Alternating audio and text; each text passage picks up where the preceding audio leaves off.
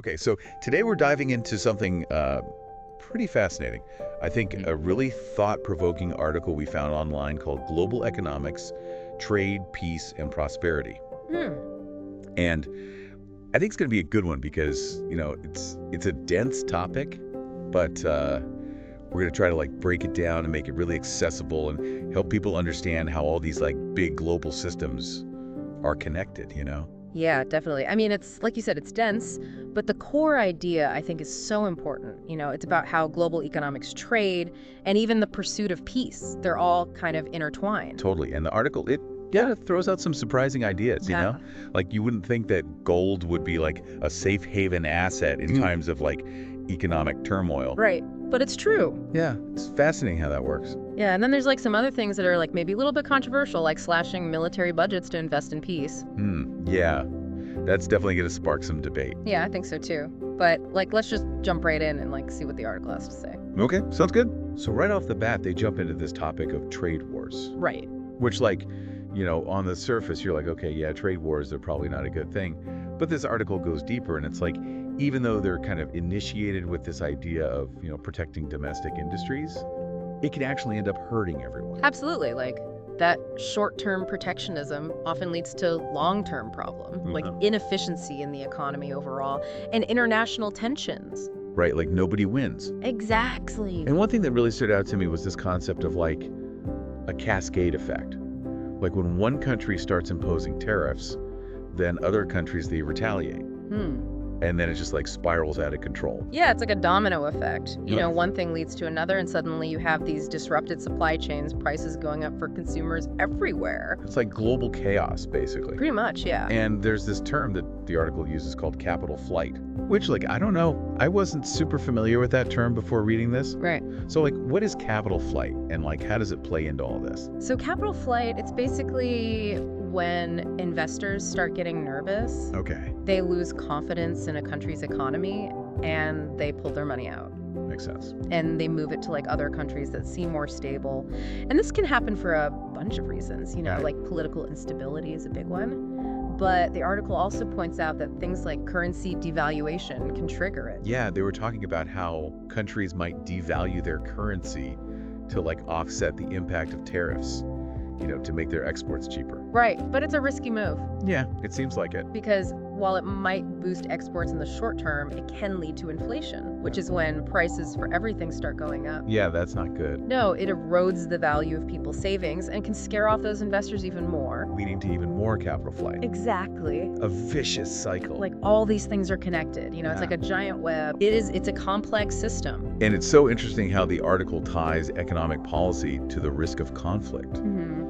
They're saying that when countries are just focused on their own economic interests, it creates this environment of mistrust. Yeah, it breeds resentment. Yeah, and that can make it harder to cooperate on global issues. Absolutely. And what's even more concerning is that it can make conflict more likely. Right, because you don't have those strong relationships, those diplomatic channels to resolve disputes peacefully. It's they're saying that economic instability can be a breeding ground for conflict. Yeah, that's a really powerful point, I think. It is. And then they bring up gold as this historical safe haven asset. Yeah, it's like a financial fortress. Right, when everything else is going crazy, people turn to gold. Because it's tangible, you can hold it in your hand. Yeah, it's a real thing. And it has this long history of holding its value even when currencies are fluctuating wildly. Do you have any historical examples that really demonstrate that? Oh yeah, definitely. Look at the 2008 financial crisis. Oh yeah, that was a crazy time. It was when the markets crashed and everybody was panicking. The price of gold went through the roof. Because people were I need something stable. Exactly. They were losing faith in banks and the stock market. So they turned to gold. Wow, that's so interesting. It's a psychological thing, too. Yes. It represents security in times of uncertainty. That's a safety blanket almost. Kind of, yeah. So it seems like the article is kind of building towards this alternative approach, a way to break out of this cycle of protectionism and instability. Right. They're proposing a pretty bold idea. What is it? They're saying we should shift towards free trade with reasonable tariffs. Okay. And at the same time, drastically reduce military spending. Wow, that's a big shift. It is. But their argument is that by removing trade barriers and fostering economic interdependence, we can create a world that's both more prosperous and more peaceful.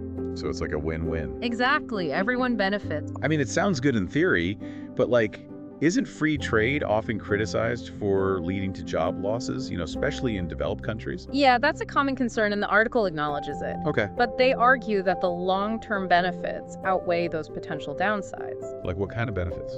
Well, for one thing, free trade leads to increased economic efficiency, which means we can produce more goods and services with fewer resources. Okay, that makes sense. And that translates into lower prices for consumers. So everybody's saving money. Right. And then there's the argument that free trade promotes innovation and competition, which leads to better products and services. I hadn't thought of that. Yeah, it's all about creating a more dynamic global economy. So how do they address the issue of job losses then? Well, they suggest that governments can take steps to mitigate the negative impacts.